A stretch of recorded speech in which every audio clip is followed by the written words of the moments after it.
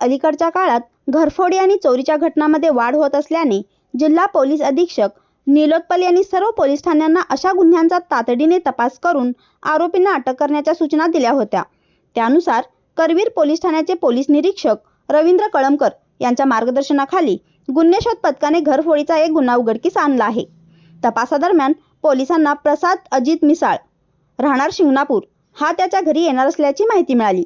पोलिसांनी सापळा रचून त्याला ताब्यात घेतले।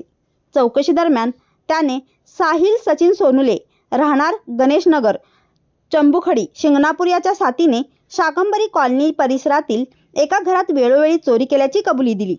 आरोपींच्या ताब्यातून 2 दूरचित्रवाणी संच, होम थिएटर, गॅस शेगडी, गॅस सिलेंडर तसेच इतर घरगुती साहित्य असा एकूण 42,500 रुपयांचा मुद्देमाल जप्त करण्यात आला आहे।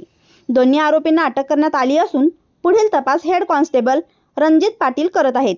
ही कारवाई जिल्हा पोलीस अधीक्षक निलोत्पल, अप्पर पोलीस अधीक्षक अण्णासाहेब जाधव, उपविभागीय पोलीस अधिकारी अप्पासाहेब पवार यांच्या मार्गदर्शनाखाली करवीर पोलीस ठाण्याच्या पथकाने यशस्वीरित्या पार पाडली।